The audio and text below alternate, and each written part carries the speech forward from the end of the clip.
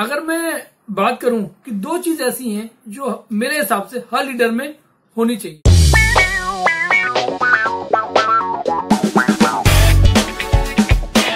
Hello everyone, how are you? I hope you guys are doing fine, well, and thank you very much to all of you from the bottom of my heart. Well, ऐसे ही प्यार आप लोग मुझको देते रहिए ताकि मैं नई नई चीजें आप लोगों के सामने लाता रहूं। ट्रस्ट और कॉर्पोरेशन, ये दो ऐसे शब्द हैं, अक्सर कॉर्पोरेट्स में इनके बारे में हर कोई सुनता रहता है। कहीं पे आदमी कहता है जी मेरे पर ट्रस्ट नहीं करते, कहीं कॉर्पोरेट नहीं मिलता उसको उसके काम को करने के लिए। तो ये एक अपॉर्चुनिटी भी है, ये ट्रांजिशंस कह सकते हो कि आप ये सब चीजें अगर इनकॉर्पोरेट अपने कॉर्पोरेट वर्ल्ड में होती हैं, ऑर्गेनाइजेशंस में होती हैं, तो एम्प्लॉयज की परफॉर्मेंस बहुत अच्छी बढ़ जाएगी। अगर मैं बात करूं कि दो चीज ऐसी हैं जो मेरे हिसाब से हर लीडर में होनी चाहिए, वो दो चीज क्या है वो मैं आगे वीडियो में आप एंड में जाते जाएंगे मैं बताता जाऊंगा, पर वो बहुत इंपॉर्टेंट चीज है जो हर लीडर, हर मैनेजर को अपने में होनी चाहिए। अगर हम लीडर्स की बात करें, वो क्वालिटीज या वो जो भी स्किल्स है उसके होने से पहले अगर मैं लीडर की बात करूं, आज की डेट में लीडर्स में अपने स्टेटस को लेके, अपने पोजीशन को लेके बड़ा कंसर्न रहता है। वो हमेशा कंसर्न रहते हैं इन चीज को लेके, कॉशियस रहते हैं। अगर रियलिटी में बात करूं तो लीडर्स कहीं ना कहीं अपने रोल को, अपनी जॉब को सच्ची में भूलते जा रहे हैं या पहचान नहीं रहे हैं। तो you are not become in charge, you are responsible for those who are in your charge basically. अब होता क्या है, अगर मैं लीडरशिप की बात करूं, लीडरशिप एक ऐसी चीज है जो एक कहते हैं ना, एक तरह से कॉर्पोरेट जगत में आप देखेंगे कि बहुत सारी ट्रेनिंग्स होती है, tons of trainings they will do. वो ट्रेनिंग क्यों देते हैं एम्प्लॉयज को? ये पक्का करने के लिए, ये सुनिश्चित करने के लिए कि वो अपनी जॉब को अच्छे से कर सकें। So they train them to ensure कि वो अपनी जॉब को बेटर वे में कर सके। पर एक टाइम जब आता है जब एक कोई लड़का अपनी जॉब को करता है, उसके बाद उसका प्रमोशन होता है, पर यहीं पे कंपनियां लैग कर जाती हैं। They never train their employ how to lead. Leadership को भी उनको समझना पड़ेगा। लीडरशिप भी एक तरह से एक स्किल्स है, ये प्रैक्टिसेबल है, ये लर्नेबल है। जितनी आप लीडरशिप की प्रैक्टिस करेंगे, जितनी स्किल को सीखेंगे, जितनी इसको लर्न करेंगे, उतने अच्छा आप लीडर बन पाएंगे। लीडरशिप की स्किल्स अगर आप सिखाएंगे तो हो सकता है बहुत से लोग बहुत जल्दी क्विक सीख जाएं, बहुत से लोग ऐसा हो सकता है बहुत टाइम बाद लगा के सीखें, कुछ लोग अनफॉर्चुनेटली वो भी हो सकता है जो नहीं सीख पाए। ये एक एग्जांपल बताता हूं, एक मसल बिल्डिंग की तरह है। अगर आप जिम में जाके अपनी मसल को बिल्ड करते हैं और प्रैक्टिस करते हैं तो आपकी मसल बिल्ड होगी, और आपने अगर प्रैक्टिस नहीं की और छोड़ दिया तो आपकी मसल बिल्ड नहीं होगी। Another example I can coat, everybody has a capacity to become a leader. It doesn't mean कि everybody should become a leader, everybody wants to become a leader. ये जरूरी नहीं है। हाँ, पर ये जरूर है कि कंपनीज को, कॉर्पोरेट्स को इन सब पैरामीटर्स पर ध्यान देना पड़ेगा। ये इंश्योर करना पड़ेगा कि वो जब कभी अपने एम्प्लॉय को प्रमोट करें, अपग्रेड करें, तो वो इंश्योर करें कि वो लीडरशिप स्किल्स की ट्रेनिंग उनको दी जाए प्रॉपर, ताकि वो उसको समझ सकें। क्योंकि आज तक तो वो जॉब कर रहा था जो, देखो सर, जूनियर रोल पे, एक सिंपल रोल पे क्या होता है कि you have to do the only duty of yours is to ensure कि आप अपनी जॉब को अच्छे से करें। ये एक जूनियर लेवल पर रहता है। लेकिन जब आप एक सीनियरिटी पोस्ट पे जाते हैं तो अब आपके नीचे वही काम लोग कर रहे हैं जो आप कभी पहले किया करते थे। You used to do that work earlier. तो आपको उन लोगों को मैनेज करना है। तो ये आदमी को, आप कंपनीज को, कॉर्पोरेट्स को सिखाना चाहिए अपने एम्प्लॉयज को कि जब वो लीडर बनते हैं तो क्या क्या क्वालिटीज, क्या क्या चीज होनी चाहिए। मैंने आपको कहा था दो चीज बहुत इंपॉर्टेंट है जो मेरे हिसाब से हर लीडर में होना बहुत जरूरी है।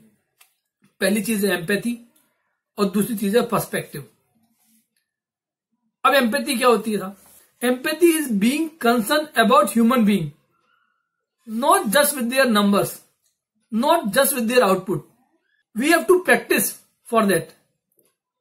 एम्पैथी शब्द कहने से केवल एम्पैथी नहीं आ जाती साहब।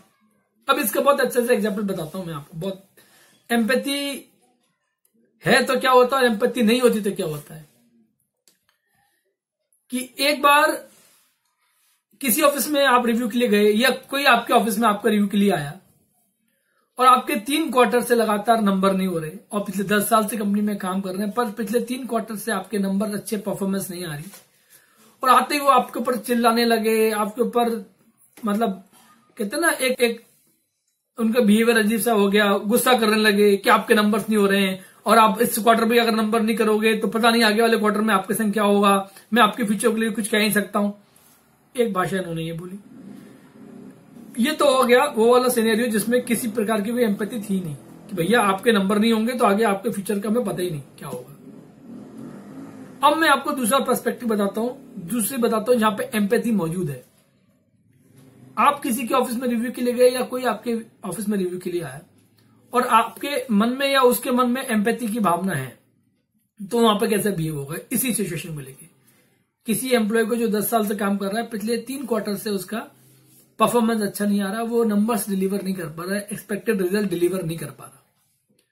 उस वाले केस में अगर आपके मन में एम्पैथी है और अच्छे लीडर आप हैं, तो आप ये जरूर बोलेंगे उससे, यार दोस्त पिछले 3 क्वार्टर से आपका नंबर्स या परफॉर्मेंस अप टू मार्क नहीं है, एक्सपेक्टेड रिजल्ट आप नहीं दे पा रहे, is everything okay with you? सब ठीक ठाक है आपके संग? कुछ दिक्कत तो नहीं है आपको? कोई इश्यू तो नहीं चल रहा?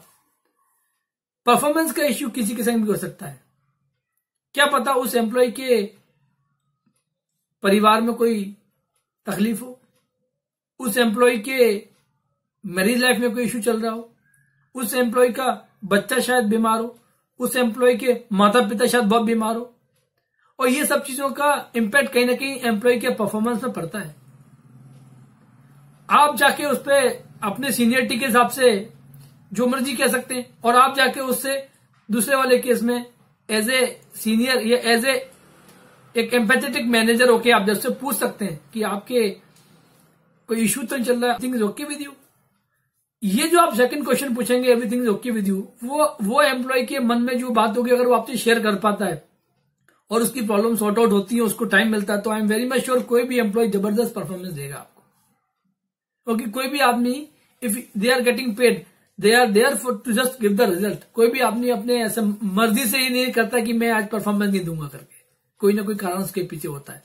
और जिसके लीडर के मन में एम्पैथी होती है वो उस बात को समझता है और उस बात के जाके उसको समझने की कोशिश करता है क्यों ये आदमी परफॉर्मेंस नहीं कर पा रहा पिछले 1 साल से या 6 महीने से या 8 महीने से।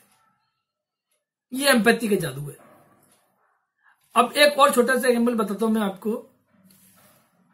एनवायरनमेंट कैसे आदमी को एक ही सिचुएशन पे अलग अलग तरह से परफॉर्मेंस उसकी प्रोड्यूस करने में मदद करता है। अगर अच्छा एनवायरनमेंट है तो कैसे वही एम्प्लॉय जो एक जगह अच्छा परफॉर्म नहीं कर रहा हो, अच्छे एनवायरनमेंट में आके वही एम्प्लॉय बहुत अच्छा परफॉर्म कर पाता है। उसका एग्जाम्पल है कि एक शख्स से मैं मिला रेडिसन होटल में, अभिषेक नाम था उसका, और मैं कॉफी पी रहा था, तो वो मेरे को कॉफी सर्व करने आया। तो मैंने उसको पूछा कि तुम्हारा नाम क्या है? उसने बोला मेरा नाम अभिषेक है। तो मैं बोला तुम्हारे को आप अपनी जॉब को लाइक करते हो? बोला नहीं सर, मैं अपनी जॉब को लव करता हूं, आई लव माई जॉब। मैं बोला बड़ा क्यूरियोसिटी से पूछा मैंने उससे कि यार ऐसा क्या इस होटल ने आपके लिए किया कि अपनी जॉब से आप इतना प्यार करते हो? लाइक नहीं करते, प्यार करते हो। तो उसने बड़ा प्यारा जवाब दिया कि सर जब कभी मैनेजर्स यहां से जाते हैं, इधर उधर से निकलते हैं, तो वो हमेशा हम लोगों से ये पूछते हैं कि आप ठीक ठाक हो, बिल्कुल कोई दिक्कत तो नहीं है, आपको कोई चीज की जरूरत तो नहीं है, और आपको कोई ऐसी आवश्यकता नहीं है, कोई चीज की रिक्वायरमेंट तो नहीं है इस जॉब को और बेटर परफॉर्म करने के लिए। इस जॉब को करते हुए मुझे हमेशा अपनापन लगता है। मुझे कभी भी ये फीलिंग ही नहीं आई कि मैं किसी और के होटल में काम कर रहा हूं। मुझे ऐसा लगता है ये मेरा खुद का होटल है। और बोले साहब केवल मेरा मैनेजर ही नहीं, कोई भी मैनेजर यहां से निकलता है वो हमेशा इसी तरह से हमारे को बिहेव करता है, जिससे हमारे को बूस्ट मिलता है, एनर्जी मिलती है। तो मैंने ये बात नोट भी करी कि वहां होटल के लॉबी में आप जाओ या कभी भी आप किसी उसके स्टाफ के सामने से पास हो रहे हो तो वो हमेशा मुस्कुरा के हेलो बोलते हैं। तो मुझे बहुत रियलाइज हुआ कि केवल वो हेलो इसलिए नहीं बोलते कि किसी ने उनको ट्रेंड किया या कहा गया हो कि नहीं आपको तो जब भी कभी किसी गेस्ट के सामने से निकलेंगे तो आप हेलो बोलेंगे। वो हेलो उनके दिल से निकलता है। जहां पे एनवायरनमेंट बहुत अच्छा है, जहां पे लोग कंफर्टेबली काम करते हैं, जहां पे लोग बहुत इजी में काम करते हैं, वहां पे आदमी के दिल से अपने आप जो निकलता है ना, वो सामने वाले वाइब कैच करता है। तो इसलिए एनवायरनमेंट आपका अच्छा है तो आपकी परफॉर्मेंस बहुत अच्छी होगी।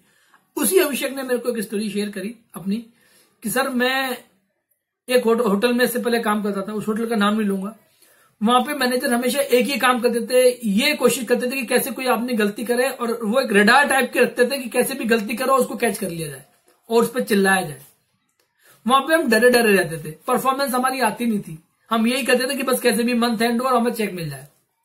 अब आप सोचिए, अब एक का माहौल ऐसा है होटल का जहां पे एक मैनेजर हमेशा डरा के रखना चाहता है, हमेशा रेडार रखता है कि आई रखता है कि कौन कैसी गलती करता है और उस पर मैं चिल्लाऊं।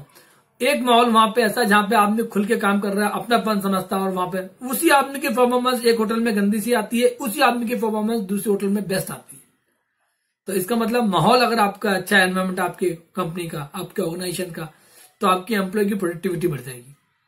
और आपके अगर कंपनी का ऑर्गेनाइजेशन का अगर एनवायरमेंट अच्छा नहीं है तो उसी एम्प्लॉय की प्रोडक्टिविटी डाउन हो जाएगी, क्योंकि प्रेशर में कोई काम नहीं कर सकता था। सो ये एक मुझे लगता था कुछ इंपॉर्टेंट चीज थी, आज बताना चाहिए, बनाना चाहिए, तो मैंने आपको एक छोटा सा वीडियो शेयर किया। ज्यादा लंबा स्ट्रेस नहीं करूंगा। मुझे उम्मीद है आपको आज का वीडियो पसंद आया होगा, और अगर आज का वीडियो पसंद आया हो तो प्लीज इसको लाइक और शेयर जरूर कीजिएगा। और हाँ, for channel support please subscribe my channel, और ऐसे प्यार और सपोर्ट देते रहिएगा। आज के लिए बस इतना ही दोस्तों, थैंक यू, जय हिंद, जय भारत।